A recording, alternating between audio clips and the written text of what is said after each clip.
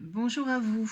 Il se passe pas mal de choses actuellement sur les réseaux sociaux. J'ai publié une vidéo récemment à la demande d'une personne qui travaille dans le minimalisme et j'ai trouvé qu'il était intéressant d'y répondre et je vous fais une autre vidéo dans le même style pour les personnes qui ne me suivent pas sur les réseaux sociaux, qui me suivent sur YouTube, mais je pense surtout au blog parce que la chaîne YouTube existe pour alimenter le blog. Cette personne partait du constat que les gens n'allaient pas bien. Elle a fait un sondage sur son compte Instagram et elle a récupéré un résultat assez affolant pour elle qui montre que 25% de la population ne va pas bien en ce moment.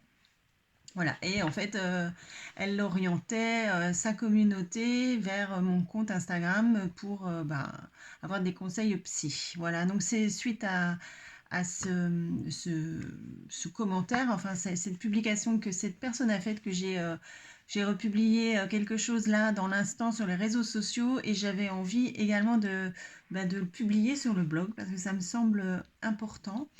C'est vrai que je suis moins présente actuellement parce que je travaille beaucoup et je travaille beaucoup parce qu'effectivement les gens ne vont pas bien. Je ne sais pas si 25% de la population va mal ou pas, mais en tout cas ce que je constate dans ma vie de tous les jours et aussi en séance, c'est qu'on a deux groupes de personnes. On a les personnes positives, optimistes, dont je fais partie. Ce sont des personnes qui ben, acceptent la situation. Alors le terme ne me plaît pas, mais ont appris à vivre avec cette situation. Voilà, ce sont des personnes qui sont dans l'instant présent, font des projets, alors pas des gros projets, mais des petits projets à 3 mois, à 6 mois, et puis ont appris et vivent avec la problématique que l'on rencontre actuellement. Voilà. Et par cet état d'esprit, cultive toute cette psychologie positive de continuer de cueillir des petits bonheurs tous les jours. Hein. Je persiste à vous le dire, de faire tout ça. Donc, ouvrez un carnet ou pas, publiez, écrivez les moments agréables de la journée. C'est intéressant de les identifier. Et puis remercier. Remercier, la gratitude, c'est important. Remercier aussi pour tous les bons moments que vous avez pu avoir dans une journée. Voilà. Et moi, ce que je fais aussi, bon, alors là, il faut apprendre à le faire, mais moi, je fais tous les soirs un nettoyage émotionnel pour me libérer de toutes les contrariétés que j'ai pu vivre dans la journée.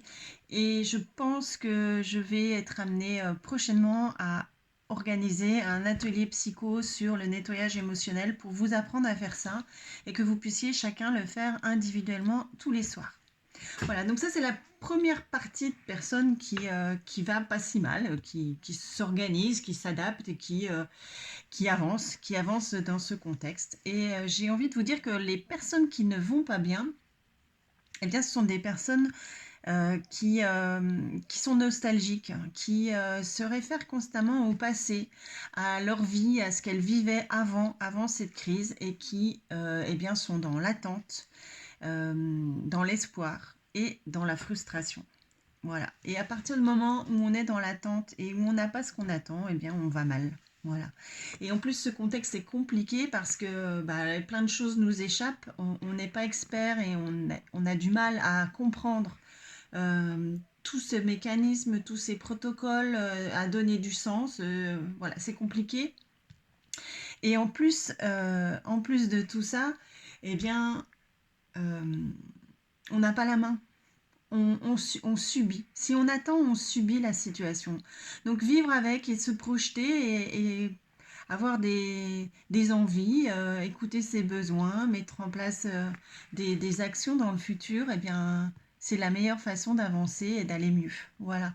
Donc j'ai envie de vous dire, oubliez un peu le passé, soyez dans le présent, cueillez les petits bonheurs du présent, du quotidien, et puis ayez quelques projets sur l'avenir. Des projets tout simples qui font du bien. Voilà, à bientôt.